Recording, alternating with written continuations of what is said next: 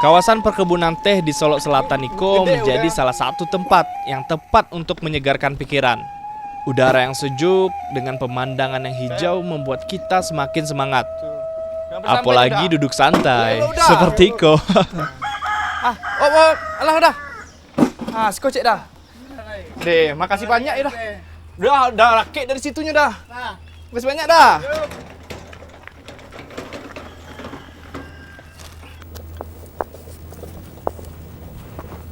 Kacang macadamia yang mulai populer di Indonesia Iko didapat dari proses yang panjang. Mulai dari proses panen, pengupasan kulit buah, penjemuran, hingga pemecahan cangkang kerasnya.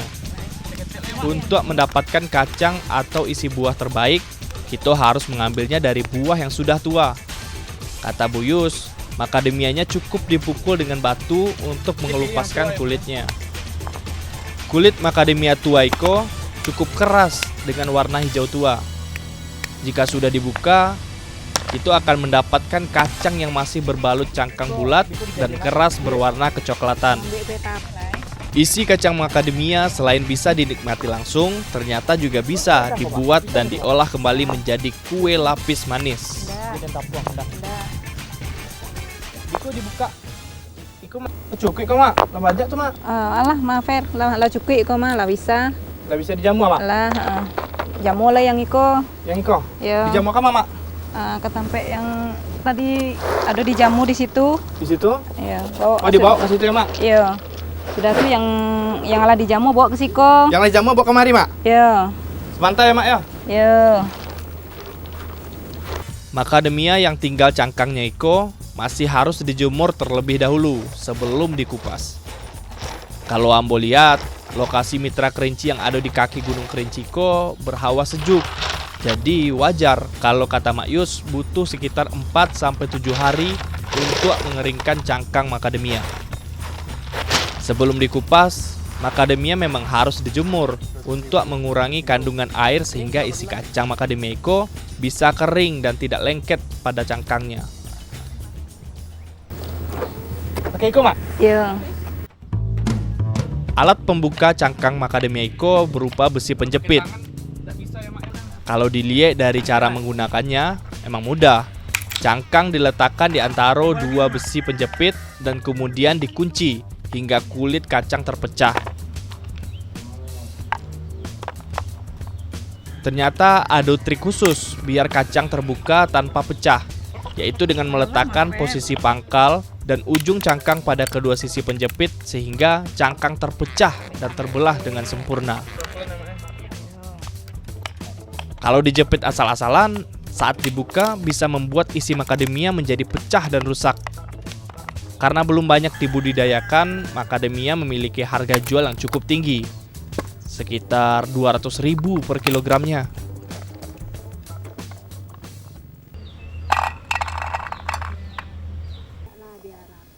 Biar rapi ini. Buka sih.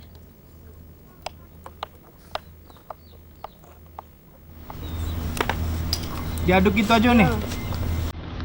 Adonan kue manis macadamia Iko terdiri dari campuran kacang macadamia dengan ubi parut, santan, serta gula sebagai pemanis. Itu bisa menambahkan pewarna untuk memberi warna yang lebih menarik. Oh iya, selain adonan Iko, kita juga butuh sedikit bahan tambahan berupa campuran agar-agar bubuk dengan santan dan garam. Semua adonan diaduk hingga rata. Kue lapis Iko terdiri dari 2 lapisan kue. Jadi, kita membutuhkan 2 jenis adonan yang berbeda. Jika adonan kacang macadamia dan ubi menjadi lapisan dasar dari cetakan kue, maka adonan agar-agar dan santan akan menjadi lapisan atasnya.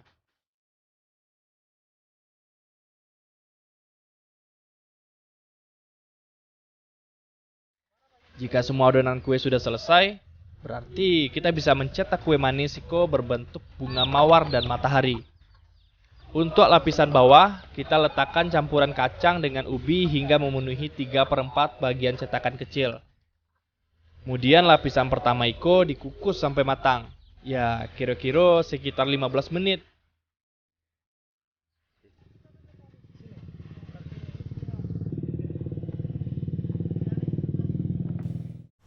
bisa di jarangan tuh. Oh iya. Adonannya. Ini udah boleh masuk ini, Mak. Nah, kan lah ya.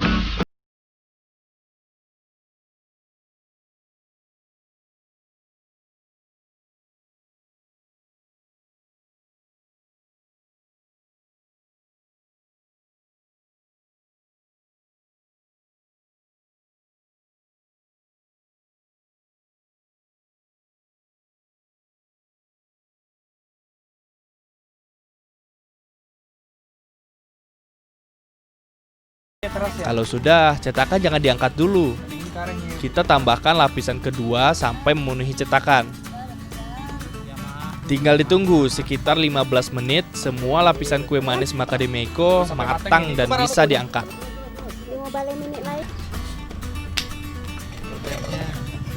Udah mateng nih, Mak. Diangkat ya, Mak ya. Nah, kalau kue Iko sudah masak, berarti adonan tinggal diangkat dan didinginkan sebentar, baru bisa dinikmati. Panas ya, Mak.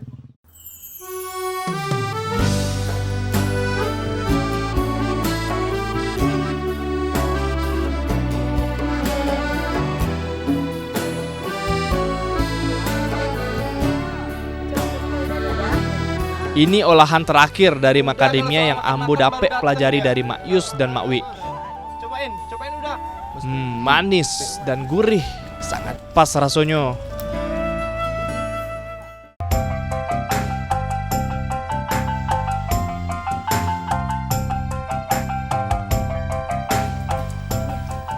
Ini biasanya udah manjat ini.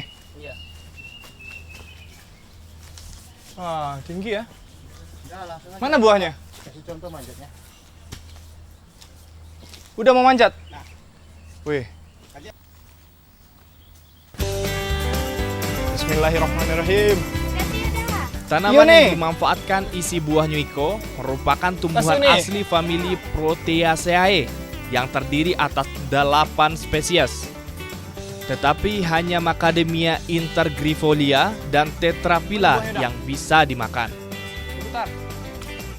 Walaupun bibitnya mulai dikenal di Indonesia sejak tahun 1971, tapi sampai sekarang alun banyak yang mengenal macadamia.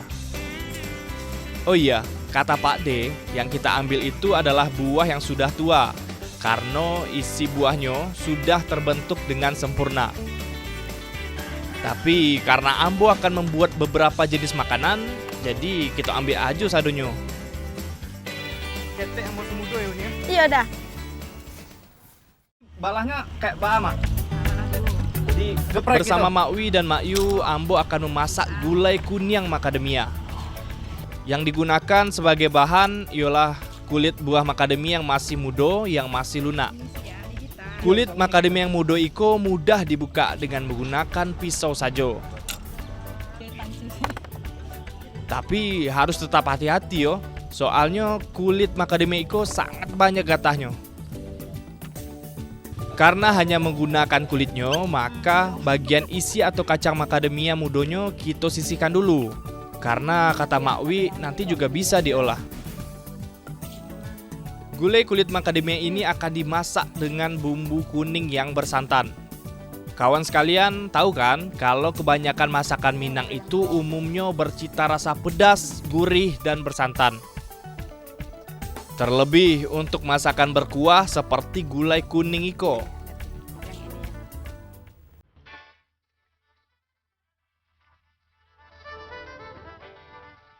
Untuk memasak kulit macadamia dengan bumbu kuning, kita harus menyiapkan bahan rempah yang sangat banyak. Soalnya kata Mak Wi, kulit macadamia Iko agak pahit dan sepat. Bawang apa lo, Mak? Bawang merah dan bawang putih bisa ditambahkan sebagai pemberi rasa gurih. Kunyit, lengkuas, serta jahe yang memiliki aroma yang kuat dengan rasa pedas yang cukup kencang bisa dijadikan rempah penghilang rasa pahit kulit macadamia ini. Membuat bumbu gulai seperti Iko kelihatannya memang mudah karena cuma giling-giling saja. Tapi kalau dilakukan oleh orang yang baru belajar, ternyata sulit juga, Mak. Tangan gagah seperti Iko jadi kaku kalau menggiling bumbu. Kasih kok, Mak. Kalau bumbunya lama halus, harap maklum ya, Mak. Oh iya, selain dimasak gulai bumbu kuning, ada juga bagian dari macadamia iko yang bisa diolah, yaitu bungonyo. Bungo macadamia iko merupakan kembang kecil-kecil yang tersusun dalam rangkaian tangkainya. Nah, bunga macadamia yang segar dan cukup harum iko bisa dijadikan campuran sambal lado khas Minang.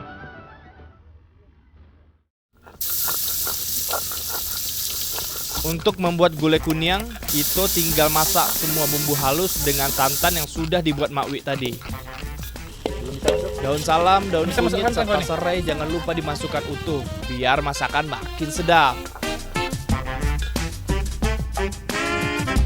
Jika semua bahan sudah bercampur, kita bisa memasukkan kulit buah macadamia yang sudah diiris tadi. Lalu diaduk hingga meresap. Butuh sekitar 20 menit untuk mendidihkan kuah gulai kunyang iko, sekaligus melunakkan kulit macadamia.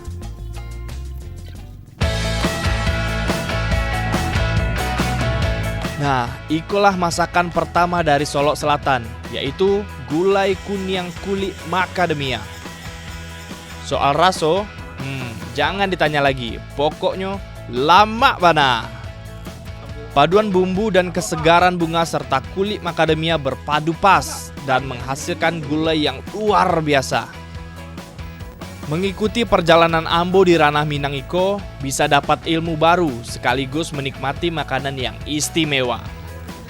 Iko bukti kalau alam kita senantiasa memberi banyak sekali manfaat.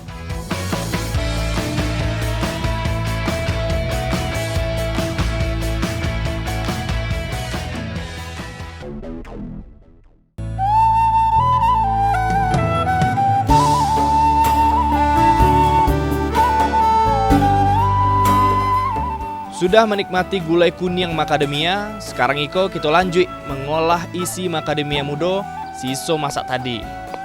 Ambo kinilah bersama Mak Mas yang lah berbaik hati akan mengajari Ambo membuat kue onde-onde khas Minang. Isi macadamia muda yang dipakai masih berupa daging kacang yang lunak, berwarna putih, bersih, dengan rasa yang gurih, segar, mirip kelapa muda. Kacang muda iko diiris kecil-kecil agar mudah dicampur dengan adonan kulit dan isi kue. Oh iya, selain tepung ketan dan isi macadamia, kita juga membutuhkan irisan gula saka alias gula merah sebagai tambahan isi onde-onde.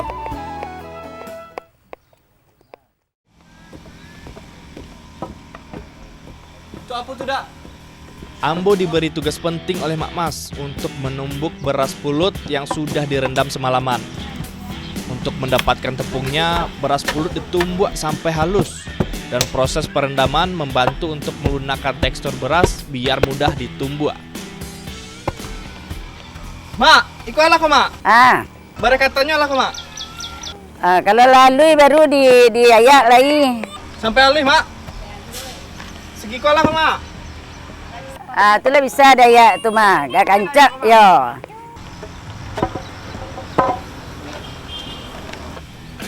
Selain beras pulut, Bang Kia juga membantu Ambo untuk menumbuk daun pandan untuk diambil sarinya.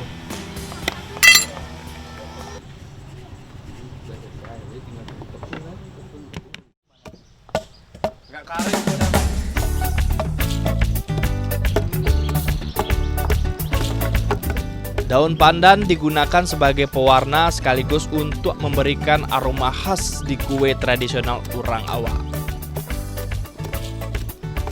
Nah, kalau beras pulut sudah halus, tinggal diayak. Tentu yo supaya keluar intinya. Mak, kok alah siap kok, Mak? Tapungnya, Mak. Diagi garam lai. Tiga garam, Mak. Yo, Dibuat adonan. dibuat adonan lai. Adonan onde-onde dibuat dengan mencampur tepung ketan dengan air, garam, dan gula. Dan jangan lupa irisan kacang macadamia muda tadi. Semua bahan diaduk sampai rata. Nah, untuk mempercantik tampilan dan menambah rasa, kita bisa menambahkan sari daun pandannya. Semua bahan harus diadon rata istilahnya sampai kalis. Ini betul, Mak, kayak gini cara ngaduknya, Mak? Iya betul tu mah. Makin kareh ya, Mak ya? Iya makin garenya. Itu, Mak, alah banyak tuh, Mak. buah macadamia ini, Mak. Alah. Biku dicampur kamari ya, Mak. Dicampur ke dalam tuh. Kalau dilihat sekilas tampak mudah mengadon kue, tapi pas dikerjakan ternyata sulit juga ya, Mak. Butuh tenaga besar untuk mengadon kue onde-onde.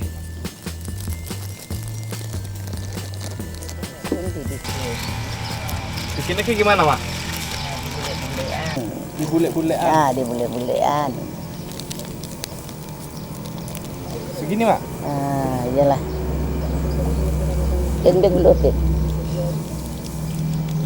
Tak step it. Akhirnya adonan selesai, tinggal diisi, dibentuk menjadi bulat-bulatan kecil. Kalau bagi kawan-kawan di luar Minang mungkin lebih dikenal dengan kue klepon, tapi di Minang namanya onde-onde. Adonan bulat ini juga diberi isian potongan macadamia muda dan gula saka biar ada rasa manis-manisnya. Alah masian lupit.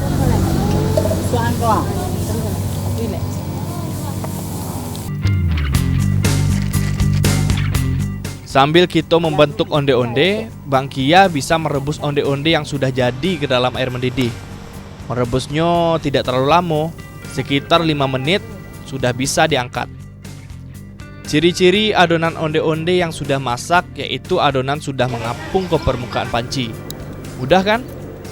Tidak perlu diaduk atau diberi apapun, cukup dimasukkan dalam panci terus diangkat. Kue yang sudah masak Kiko tinggal diberi parutan kelapa sebagai pelengkap, sekaligus penambah rasa gurih di kue onde-onde macadamia Minang ini.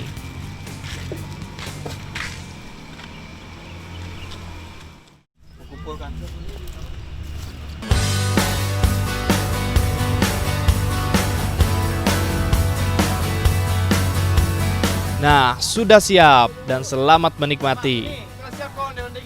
Kue onde-onde khas Minang ini menjadi satu dari sekian banyak jenis makanan khas Sumatera Barat yang bisa dimodifikasi dengan macadamia dari Solok Selatan.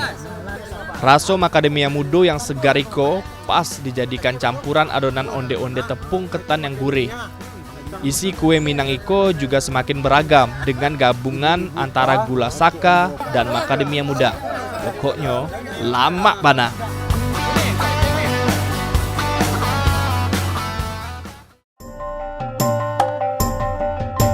Sekitar 2 jam perjalanan dari tanah kelahiranku di Batu Sangkar, saya menuju ke Kabupaten Sejunjung di selatan Provinsi Sumatera Barat.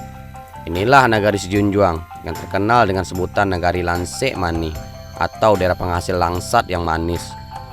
Jadi kalau menikmati buah hutan tropis ini, rasanya tidak salah kalau kita datang ke kabupaten seluas 3.130 km persegi ini. Mak. Dah. Minta cek dah. Minta cek, Mak.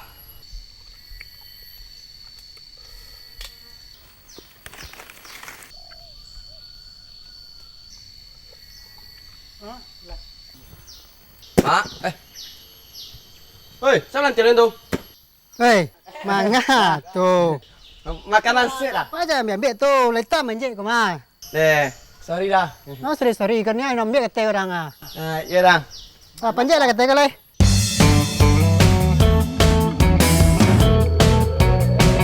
Sebenarnya saya datang di ujung musim langsat berbuah, karena musim langsat itu di awal musim penghujan. Sementara di sini hujan sudah datang sejak 2 bulan yang lalu. Tapi saya masih beruntung, soalnya masih ada pohon langsat yang berbuah di kawasan Muaro Sejunjung ini. Dah. Barik dah. Masih dah.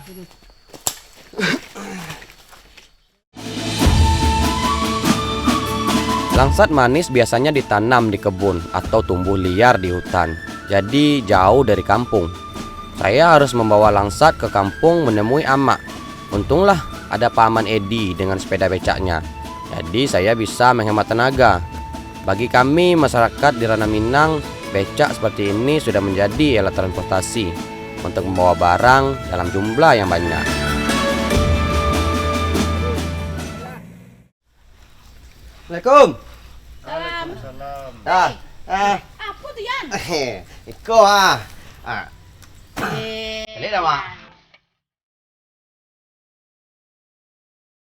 Bagian pertama yang akan kami masak dari buah langsat ini adalah buah yang masih muda dan kulitnya yang masih hijau. Kata Mak Net, langsat muda ini masih terasa asam. Jadi kita masak bisa membuat makanan jadi lebih sedap. Yang diambil dan dimasak hanya bagian isi buah langsat muda yang masih kecil saja. Oh iya, saya hampir lupa. Cerita kalau buah langsat muda ini akan dimasak gulai kuning. Gulai masak kuning biasanya menggunakan santan sebagai kuahnya. Yang digunakan adalah santan dari buah kelapa yang sudah tua, karena sudah mengandung banyak santan dan minyak. Langsat yang sudah dikupas tinggal direbus sebentar untuk mengurangi rasa asam dan sisa getah dari kulitnya. Merebusnya cukup sebentar saja, cukup dicelup sebentar dalam air mendidih, terus langsung diangkat.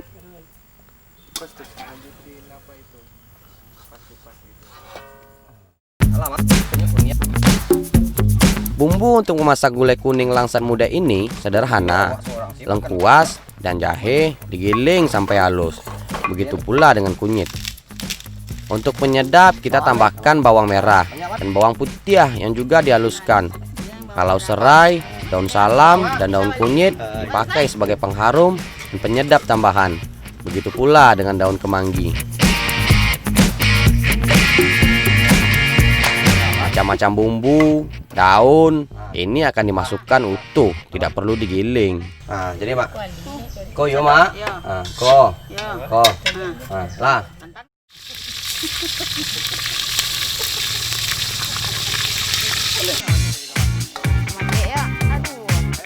Bumbu yang sudah dihaluskan ditumis sebentar sampai harum dengan sedikit minyak. Kalau wangi sudah tercium dan bumbu telah masak, barulah santan kelapa dimasukkan dan ditunggu sampai mendidih.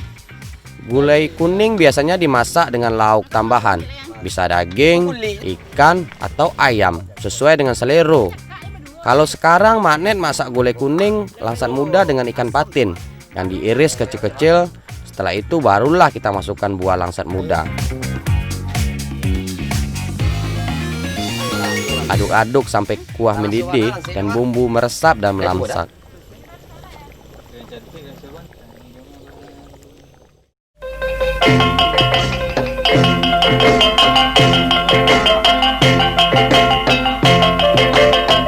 Sebenarnya ini pertama kali saya mencoba gulai dari buah langsat. Saya pikir gulainya akan terasa aneh, tapi setelah dicoba ternyata enak sekali. Bumbu gulai kuning yang gurih pas sekali dicampur dengan buah langsat muda yang segar, membuat makanan tradisional khas Minang ini semakin terasa istimewa. Aka dan abang semuanya harus mencoba gulai kuning langsat muda ini. Dijamin makanannya akan nambah.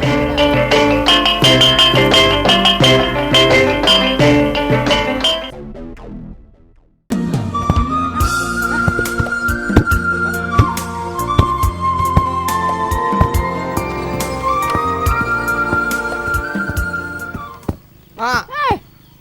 Akak teling ngomong Mak. Mengapa tu? Baru jaga lalu baru kah? Ngantuk Mak. Tapi kamu buat kalamai kemarilah. Tolong mak wah. Kamu tolongan Mak? Iya capek lah kemari. Ya Mak, sebentar ya Mak. Makara sakit ayam wah. Muka.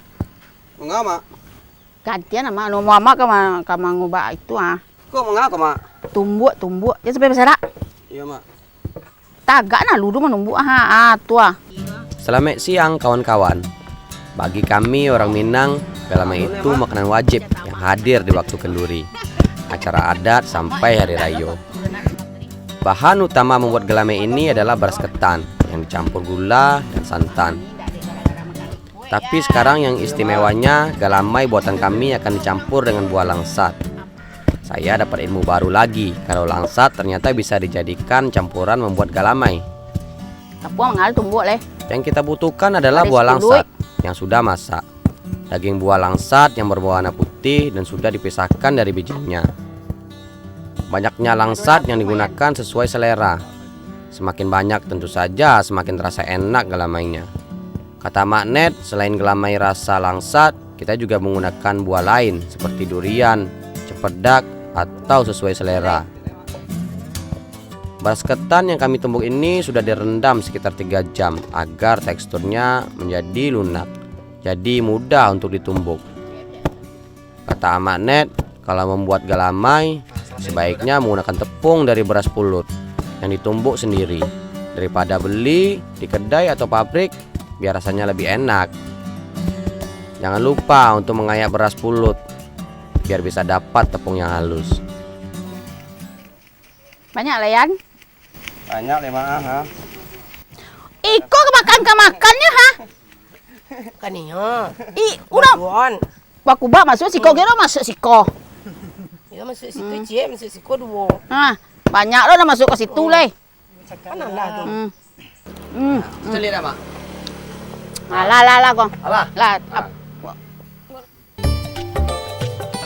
Adonan galamai dibuat dengan mencampur tepung, yaitu tepung pulut, dicampur dengan santan. Kalau menggunakan 2 liter tepung, maka butuh sekitar santan yang berasal dari 6 atau 8 buah kelapa. Kata Mak Net, kita perlu banyak santan untuk membuat adonan menjadi kental dan tidak gosong. Air perasan santan akan membuat galamai terasa lebih gurih. Oh iya, kita juga perlu gula pasir sebagai pemanis galamai. Semua diaduk rata sampai tercampur semuanya. Oh iya, galamai biasanya berwarna coklat karena dimasak dengan gula merah. Tapi kata Mak Net, kali ini kami akan membuat galamai warna hijau. Jadi menggunakan sari daun pandan sebagai pewarna sekaligus pengharum galamai. Kalau mau warna lain juga bisa, tinggal ganti daun pandan dengan bahan lain. Tapi gula yang dipakai harus gula putih. Soalnya kalau gula merah warna galamainya akan menjadi coklat.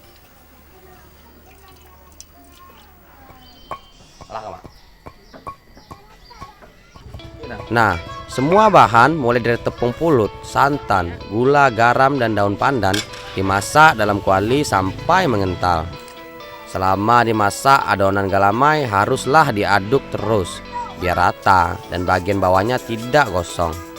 Semakin lama diaduk, adonan akan semakin cepat mengental dan lengket. Dan tentu saja semakin susah mengaduknya. Tapi tenang, kalau ada Rian semua dijamin beres. Untuk adonan satu kuali ini butuh waktu sekitar 2 jam untuk mengaduk adonan. Api memasak galamai harus dijaga biar tetap menyala. Tapi jangan sempat terlalu besar karena bisa membuat adonan gosong. Ya, kalau bisa capek mengaduknya tidak masalah api besar. Tapi kalau kecepatan mengaduknya biasa saja, ya apinya dikecilkan sedikit. Kalau adonan sudah agak mengering, artinya galamai telah memasak dan bisa diangkat. Osma, angin, Mak. Nah. Galamai itu biasanya disebut dodol kalau di tempat atau daerah lain. Di Minang, galamai disimpan dan cetak dalam anyaman pandan berbentuk tabung seperti ini. Tujuannya agar galamai cepat dingin dan tidak kotor kena debu, jadi tahan lama. Juga biar lebih mudah membawanya. Tapi kalau mau dimakan langsung, bisa diletakkan dalam talam lebar seperti ini.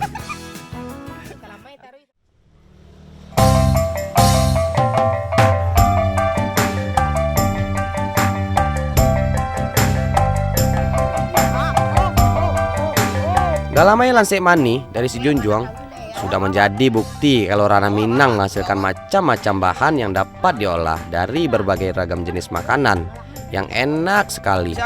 Rasa galamai yang manis ditambah rasa langsat yang sangat segar semakin membuat galamai terasa luar biasa.